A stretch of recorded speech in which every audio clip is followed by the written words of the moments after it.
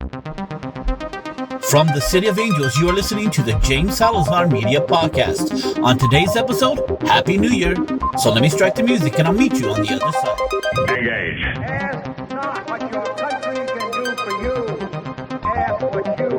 It's one small step for man, one giant leap for mankind. Say hello to my little friend. No, I am the Father.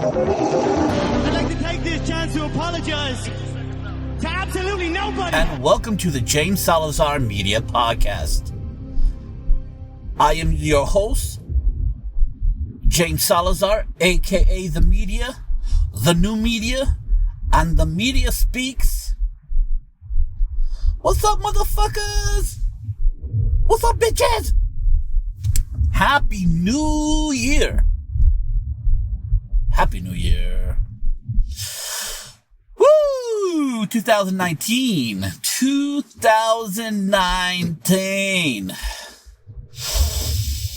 I couldn't say it was the best year for me, I might add, but it was a learning experiences. So many people have their own plans of how they think a year is going to come out. Well, I was wrong on all accounts. And you just got to roll with the punches. You just can't stop. You got to rebuild yourself, rebrand yourself, adjust, adapt to this new coming year, learn from your mistakes, try not to make the same ones again. And I might very well do that. But that's life. That's learning. Just when you think you're over something, you have conquered something, that thing comes back and shows you you're not have conquered it as much as you thought you have.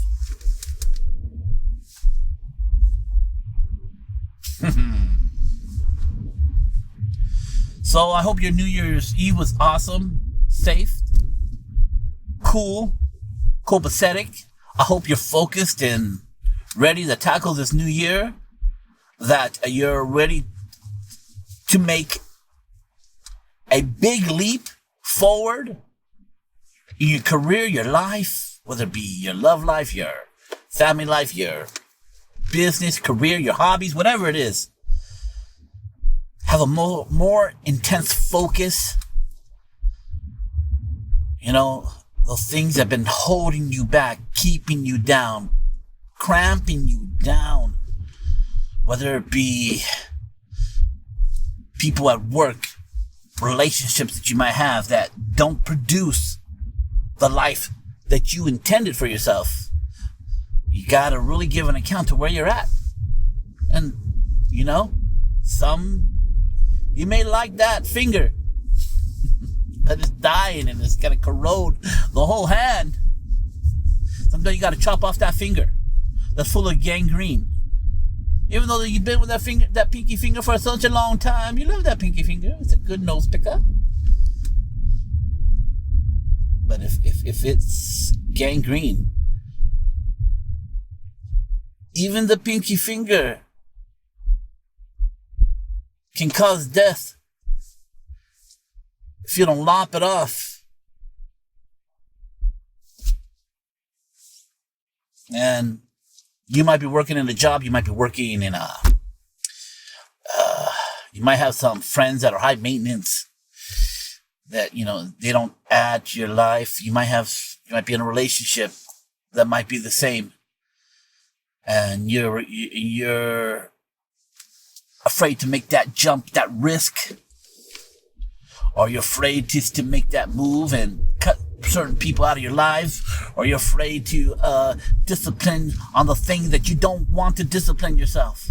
Like I always said, I tell my friend Bax Baca from the Life Podcast, I always tell him it's easy to be disciplined on what you're good at. Because that's what a lot of people do. Yeah, I'm disciplined. I do this, I do that, I do this. But what about that thing you're not disciplined at? Let's do that this year. Maybe it might be your anger. Maybe when you work out, you just don't do your sit-ups enough. Maybe you intend to do 3 sets of legs a week. Maybe you just need to learn a new instrument. Maybe you need to learn how to read music better. Maybe you need to ask for that promotion. Maybe you need to quit the job and go with that instinct in your gut. Whatever it might be about that this year. There's my life coaching for today. I got to tell you something about what happened to me in Las Vegas. Oh, it's humiliating.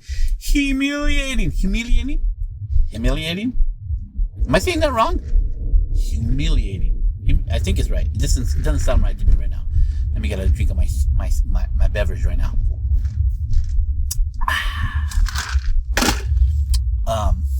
Yeah. A little background. Get out of my way, motherfucker. Some guy tried to cut me off right now.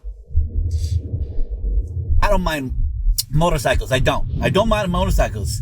But when they feel they're entitled for me to split the road for them, I get a little annoyed. I start thinking in my mind some altercation where I run their asses over. Just saying. I digress. So, every New Year's Eve, I so far for the last 3 years, I drive for Uber. Dang, these motorcycles. I'm in LA traffic right now, so we got a lot of motorcycles going by. It's usually quiet because everybody's going the same speed. Like I was saying,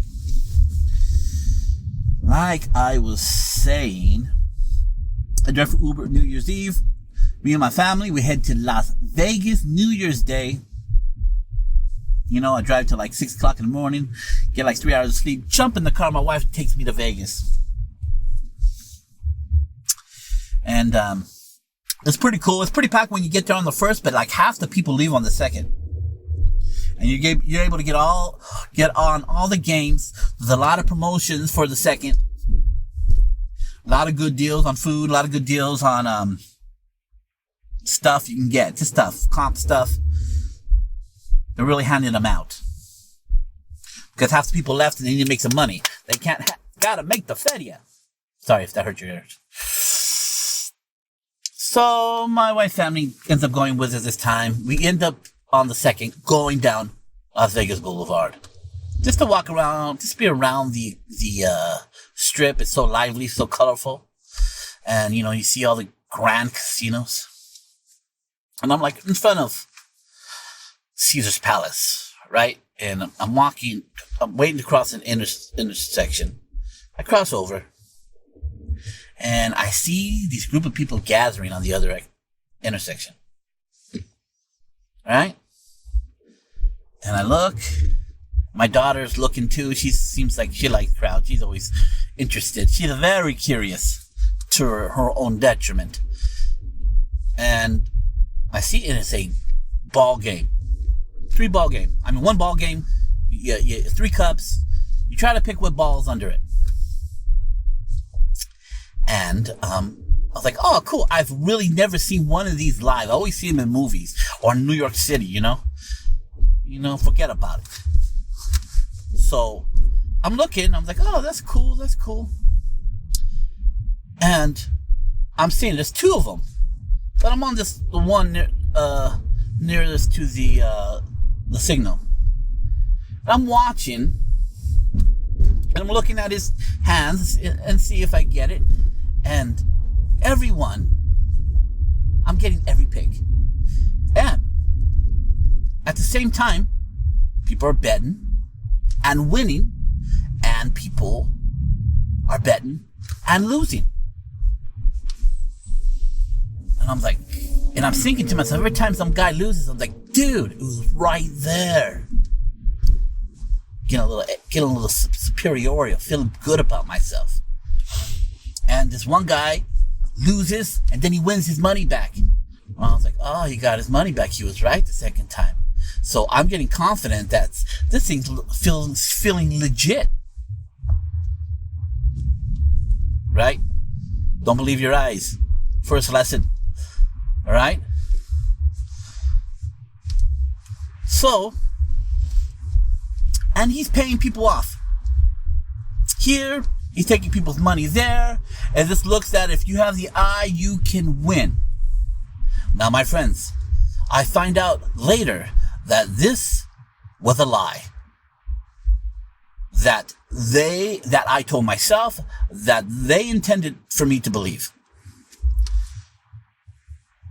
As I go on. So, and the way they're doing it is like this. It's a $100 game. He says, you can't talk to him about the, where the ball is until you show him you have money. You gotta show me the $100 and I'll let you bet. Because you're not going to just bet and walk away. Right? So, this seems like a legit thing for him, on his part to do. And he'll say, show you the $100, you put it down. And he's okay, which ball? Put down the money. They put down the money. If they got it right, he takes the money. If you got it wrong, he takes the money. If you got it right, he gives the money. Right? So, and then I said to myself, I looked at this logically, and I said to myself, this doesn't seem like it's worth it, because he's paying out just as much as he's winning. How's he going to make money? Another motorcycle. I said to myself, how's he going to get money? Now, I should have listened to that. I should have followed that deduction. But I didn't, because I was so proud of myself that I was able to pick the ball 7 times, almost 7 times in a row. I'm like, these people just don't have the eye that I have. So, second lesson. When your mind says something doesn't add up, fucking listen to it. So, it's going on. I'm winning every single time without any risk. I'm knowing where the ball is. I've got it right. I'm doing it good. I'm on point. And he turns his back. And the guy next to me on my right turns over the ball. It turns over where he thought it was. The ball was under there. Now, if you haven't caught on so far, everybody around me was in on it except me. And when that guy turned around and he lifted that ball, that was for my benefit to make me feel more confident that there's nothing wrong here. That if I actually bet,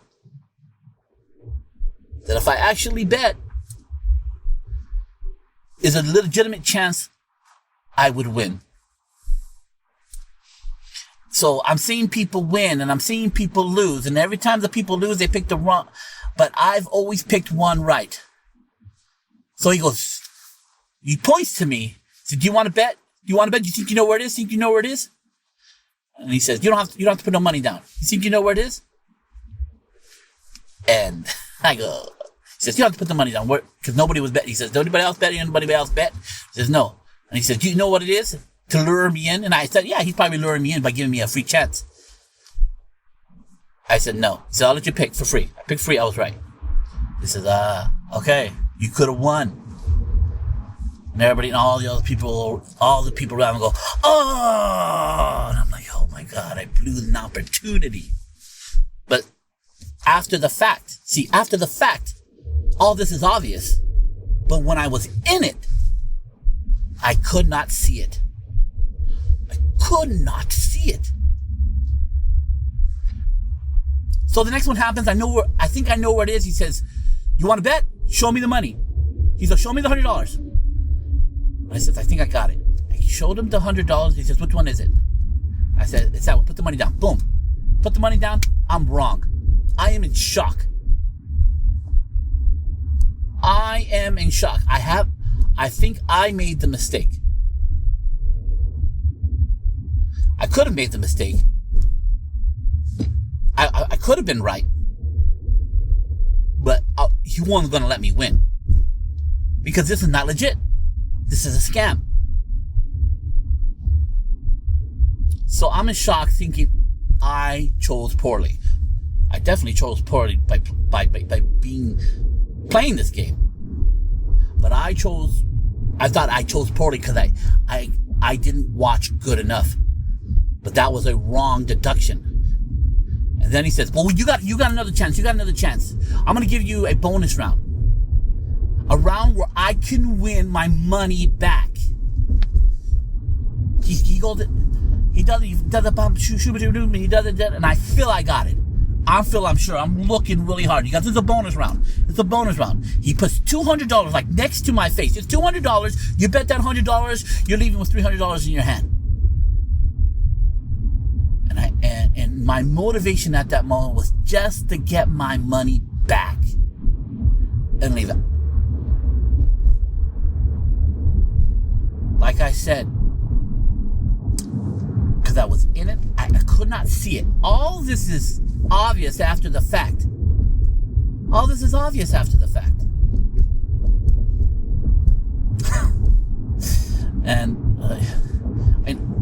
and to give you a life lesson,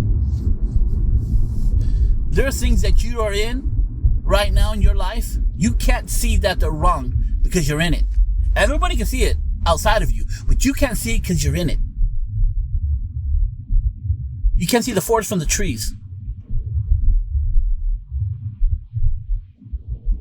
Right then and there, you need a bigger perspective to help you.